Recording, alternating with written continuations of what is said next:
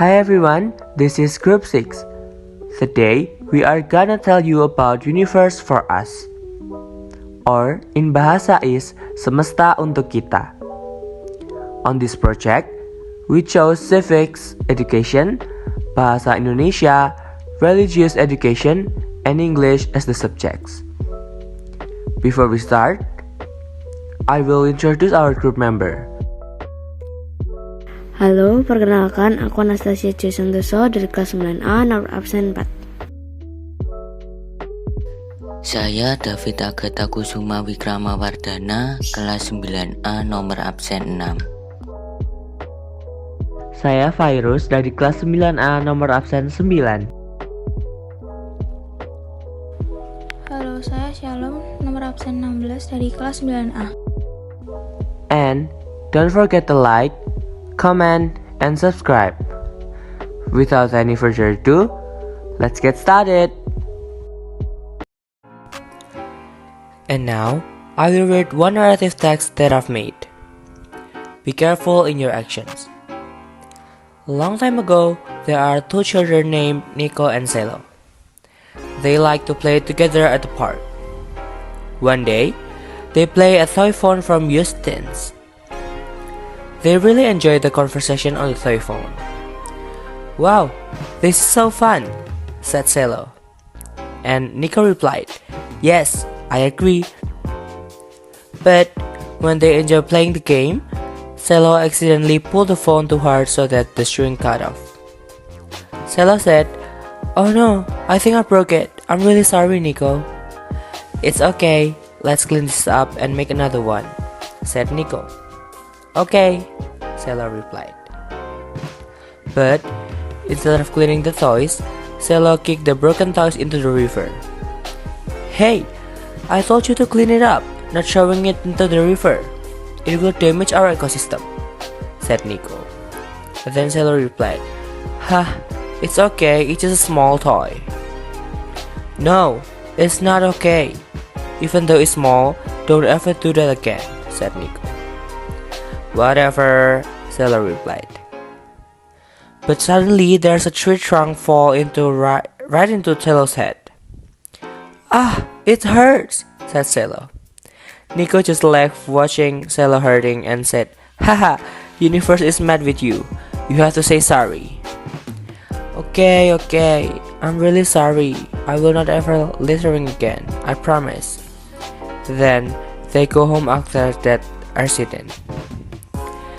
The moral of the story is, if you respect universe will respect you.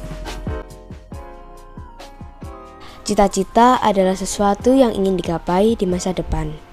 Dengan cita-cita, kita memiliki tujuan dan harapan untuk hidup ke depannya. Dengan cita-cita, kita dapat pula memajukan negeri. Hal ini dapat kita lakukan dengan menciptakan teknologi ramah lingkungan yang berguna bagi alam, yang dapat menyadarkan manusia untuk menjaga keutuhan alam semesta. Menjaga keutuhan alam ciptaan ini adalah kewajiban kita sekarang dan di masa mendatang. Dengan hal-hal sederhana seperti membuang sampah pada tempatnya, tidak merusak tanaman atau menebang pohon, menghemat listrik dan air, dan selalu peka terhadap lingkungan kita. Kita juga harus berdoa untuk bangsa kita agar tetap satu dan utuh tanpa perpecahan. Seperti semboyan kita Bhinneka Tunggal Ika, yang berarti berbeda-beda tapi tetap satu jua. Kita berharap supaya negeri kita tidak terpecah belah nantinya.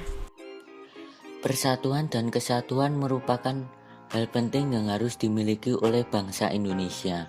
Tanpa adanya persatuan dan kesatuan, maka akan mudah terpecah belah. Dalam lambang negara bangsa kita terdapat semboyan Bhinneka Tunggal Ika. Pengertian Bhinneka Tunggal Ika adalah berbeda-beda tetapi satu, yang pada hakikatnya bangsa Indonesia adalah satu kesatuan. Adapun semboyan ini digunakan untuk menggambarkan persatuan dan kesatuan yang terdiri dari beraneka ragam budaya, bahasa daerah, ras, suku bangsa, agama, dan kepercayaan. Selain itu, juga ada prinsip-prinsip persatuan dan kesatuan di Indonesia, di antaranya sebagai berikut. Yang pertama, prinsip Bhinneka Tunggal Ika. di mana prinsip ini mengharuskan kita semua mengakui bahwa bangsa kita merupakan bangsa yang terdiri dari berbagai suku, bahasa, agama, dan adat kebiasaan yang majemuk. Yang kedua, prinsip nasionalisme Indonesia. Kita sangat mencintai bangsa kita. Tidak berarti bahwa kita mengagung-agungkan bangsa kita sendiri. Nasionalisme tidak berarti bahwa kita merasa lebih unggul daripada bangsa lain. Karena pandangan semacam ini bisa mencelakakan bangsa kita. Hal ini juga bertentangan dengan sila ketuhanan yang Maha Esa dan kemanusiaan yang adil dan beradab.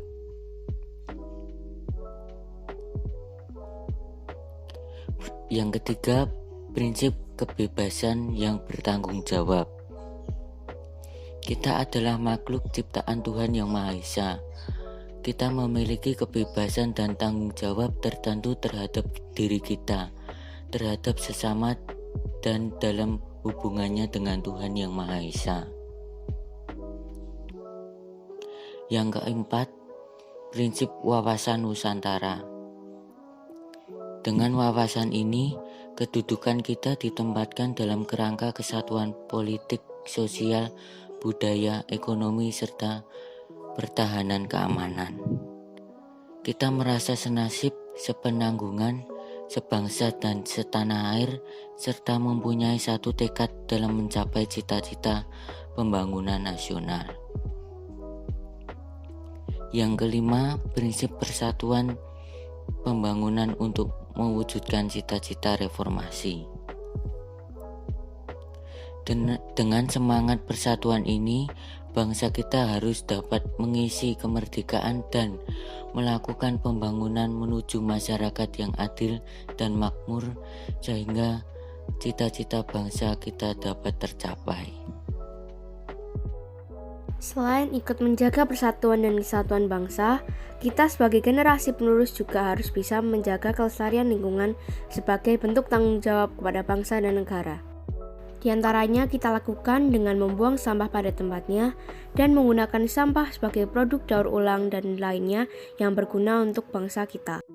Selain ikut menjaga persatuan dan kesatuan bangsa, kita sebagai generasi penerus juga harus bisa menjaga kelestarian lingkungan sebagai bentuk tanggung jawab kepada bangsa dan negara.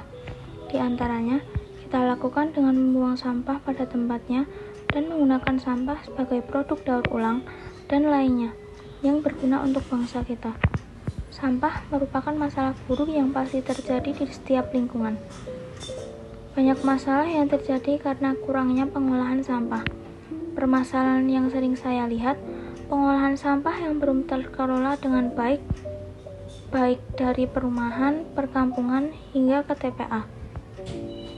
Budaya membuang sampah sembarangan atau seenaknya sendiri masih banyak dilakukan oleh banyak orang. Jadi, perlu edukasi dari tiap individu untuk membuang sampah pada tempatnya.